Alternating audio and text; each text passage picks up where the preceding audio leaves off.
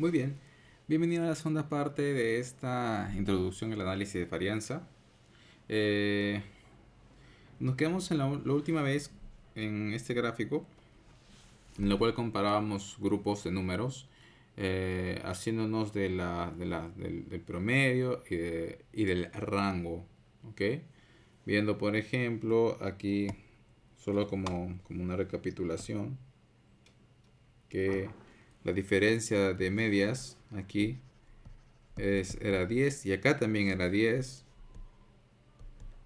pero aquí la influencia de esa diferencia de medias es visualmente más notoria que verlo en la parte derecha, en la cual hay mucha dispersión y esa dispersión hace complejo esa diferencia. Muy bien, y ahí hemos visto medias y varianzas. Ahora eso nos da lugar a hablar de los componentes principales del análisis estadístico. Tenemos dos, y el primero se divide en dos. Entonces, hablamos de la variación y hablamos del número total y el tamaño.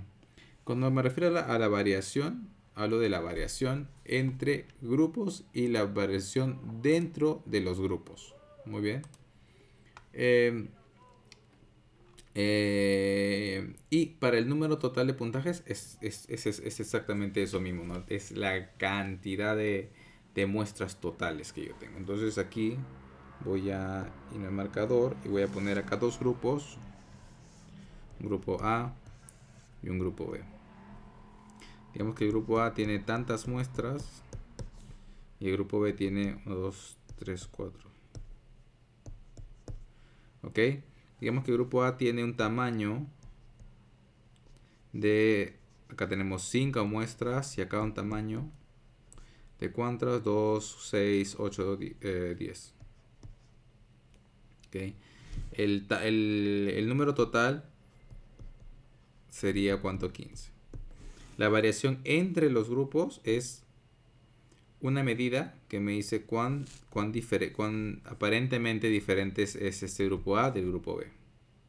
Y la variación dentro de los grupos es más o menos tomar todos los grupos, todo el total y ver cómo es la dispersión total de todas las muestras, de cada una de las muestras, pero en todos los grupos.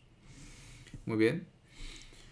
Ah, por ejemplo, la variación entre los grupos, si tú tomas las medias, si tú ves que las más medias son separadas, ¿no? Por una diferencia numérica grande, entonces asumiendo que los otros dos componentes como la variación entre grupo y el efecto no tienen influencia, entonces se quiere decir que esta es una medida que justifica la diferencia entre los grupos. De la misma manera, dentro de los grupos, eh, la menor variación dentro de los grupos, o como se llama en inglés, in within the groups, justifica que a su vez no la variación entre los grupos sea más justificable. Entonces lo que quiero llegar es que la variación entre y dentro están vinculadas una con respecto a la otra.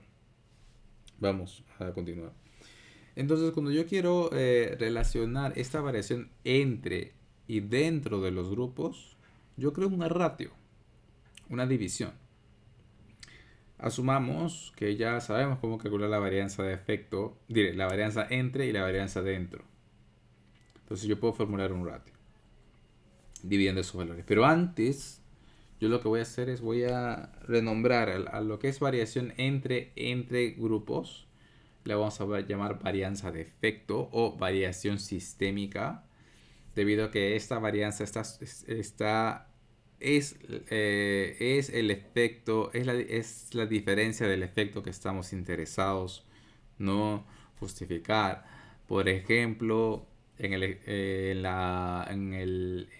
carro que tiene un sistema de alerta, el efecto que queremos ver es el tiempo de reacción del dispositivo de luz sobre el dispositivo de sonido, por ejemplo. Y esto es, cuando veamos efecto, variación sistémica, es lo que a nosotros nos importa, es lo significativo. Por otro lado, tenemos la varianza de error. La varianza de error es la varianza dentro de todos los grupos que tiene que ver con el azar, que tiene que ver con la naturaleza propia de la experimentación, la ciencia del comportamiento. Son cosas que no tienen que ver con algo significativo que nos interese. Sin embargo, nos importa medirlo. ¿Por qué? Porque si yo tengo un número, tengo acá la variación, que a partir de ahora en adelante variación, ya no se habla de variación, sino varianza, que es el término técnico para matemático, para hablar de la dispersión propiamente. Entonces, si hacemos un ratio y dividimos la varianza de efecto sobre la varianza de error, nosotros vamos a tener tres posibilidades. La primera posibilidad es que este ratio sea mayor que 1. Otra es que sea igual a 1. Y otra es que sea menor que 1. Entonces, a mí es un poco extremo encontrar este caso en el cual la varianza del efecto es igual a la varianza del error, pero aún así esto implica que no podemos justificar absolutamente nada.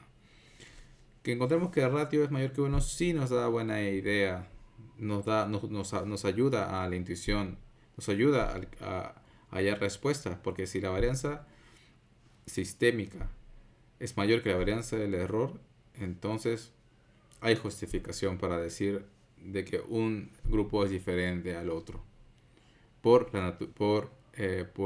algo significativo. Pero si por lo contrario mi varianza de efecto no le gana a la varianza del error y mi ratio es menor a 1, entonces quiere decir que todas las diferencias que tengamos es más probable que sea por el mero azar, mero experimento, digamos, sí, mero azar, ¿no? Ah, eso está bien. Vamos ahora a los niveles de significancia. ¿Ok? Quiero que notes que, por ejemplo, para una medida calculada anterior como el ratio, esto si es mayor que 1, uno dice, ah, ok, qué bueno, entonces mi, mi, mi, el efecto está ganándole al error. Pero no tan solamente que uno comprueba que el valor sea mayor que 1, sino es mucho mejor cuando uno puede hallar que el ratio es mucho mayor que 1. O sea, es más grande, mientras más grande es mejor. Y eso es algo que antes, aquí no lo mencioné, que es el número total de puntajes en todos los grupos. O sea, ese es el efecto del tamaño. Cuando tú tienes más muestras, mejor tus resultados que obtengas a partir de ahora en adelante van a generalizar la población y por tanto tus números van a ser más precisos. Entonces vamos a continuar con los niveles de significancia. Comparemos nuevamente dos grupos, el A y el B, el grupo A y el grupo B, en la cual yo calculo la media de ambos grupos y me encuentro con que un primer ensayo, la media de A menos la media de B es igual a 0.1. Hay una diferencia que me lleva a indicar que la media de A es mayor que la media de B. Pero ¿qué pasa si esa diferencia como que es un décimo? ¿Qué pasa si yo lo hago de nuevo el experimento y resulta que yo hago de nuevo el experimento y ahora la media de B menos la media de A me da 0.2? O sea, cambió, ahora el otro es más grande. Entonces esto no me está mostrando algo que tenga que ver con el efecto, sino más bien que dos cosas, que la variación sea pequeña y que cambie, me está dando a entender que esto es probablemente producto del azar. Ahora, ¿cómo yo puedo justificar mejor eso? Bueno, para yo tener más confianza en mis números, por ejemplo, en mi ratio, ¿no? En la varianza de grupos, entre grupo, dentro de grupo, para tener confianza en esos valores, necesito un nivel de significancia. ¿ok? Un nivel de significancia. Y acá el término significancia es muy importante. Se dice de que algo es suficientemente, estadísticamente suficiente, ¿ok? Cuando, eh, cuando por ejemplo, su ocurrencia es tan extrema que no puede ser explicado por el azar. Cuando por ejemplo, algo ocurre y tú dices, eso es tan improbable que haya ocurrido, entonces quizá no sea por el azar, sino por un efecto. Y hay dos niveles de significancia, que son dos probabilidades. Una, voy a cambiar de color, una es 0.5 y la otra es 0.1. Por ejemplo, cuando yo digo 0.5, yo estoy juzgando, yo estoy teniendo un prejuicio, ¿okay? Y estoy diciendo que aquel resultado, cualquiera que sea, por ejemplo, el ratio, ese ratio que mostré antes, yo digo, ese ratio debe ocurrir menos de 5 veces de 100. 5 de 100, ¿no? Debe ocurrir 5 veces de 100. Y si ocurre, quiere decir que es muy extraño que ocurra. Y si ocurre otro ratio del cual yo menos lo esperaba que puedo decir que inclusive puede estar sujeto a otro nivel de significancia que puede ser 0.1. Para verlo gráficamente y no llevarnos a una confusión, es bueno pensar en un gráfico, ¿no? En un gráfico, tú tienes todos tus ratios posibles, y voy a utilizar esta variable de ratio. Tú tienes todos tus ratios posibles que puedas obtener en tu experimentación, y mediante métodos estadísticos tú asumes de una manera razonable que estos ratios van a seguir una distribución. Puede ser la normal, puede ser cualquier distribución, pero una distribución. Y tú estableces un umbral. ¿Okay? Este umbral dice de que el área bajo la curva aquí es 0.5, o sea, 5%. Entonces aquí tienes un valor de ratio R0. Si tú encuentras valores más grandes que este ratio R0, entonces dices que tu hallazgo es significativo porque vence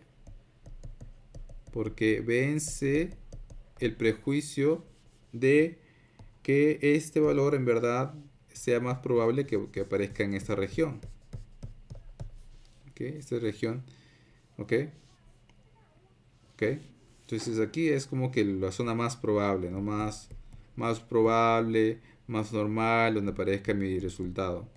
Y yo establezco un nivel de significancia y yo digo, si es que aparece un valor acá, R1, y este R1 está sujeto a una probabilidad que yo la calculo y me sale 0.02, entonces la probabilidad de, a ver, entonces la probabilidad del ratio que sea R1, yo hallo que este es 0.02, y como este está menor a mi nivel de significancia 0.05, entonces yo digo que este valor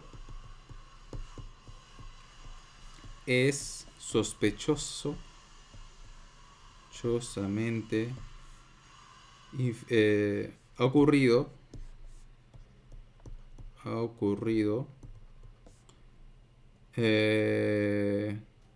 de forma, y lo voy a poner de una forma así coloquial, ¿no?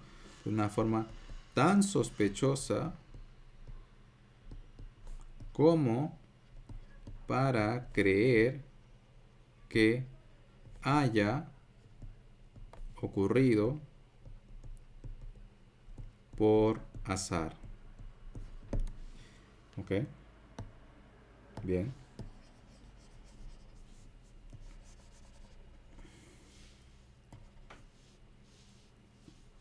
Muy bien. Y entonces tenemos este juicio. Eh, Siempre cuando veamos esto más adelante, quédate en mente de que cuando hablamos de nivel de significancia, vamos a hablar de un valor al cual tú quieres juzgar si es significativo o no, o sea, si vence el azar o no, pero no podemos desligarnos de que estamos diciendo que existe una distribución a la cual nuestro efecto cuantificado está sujeto. Y si nosotros hacemos toda nuestra experimentación y nos sale un valor R cuya probabilidad está en la zona de extrema, donde no debería ocurrir, pero ocurre, entonces decimos, no es por el azar. En verdad, aún siendo más exhaustivos para completar la intuición, en verdad tus ratios siempre se define en un experimento de análisis de varianza diciendo de que va a seguir una distribución en la cual no haya no hay un efecto. Entonces, si tú ves que ocurre acá tu resultado, ahí tú dices, tú dices que tu valor ha ocurrido de forma tan extrema que vence mi hipótesis original.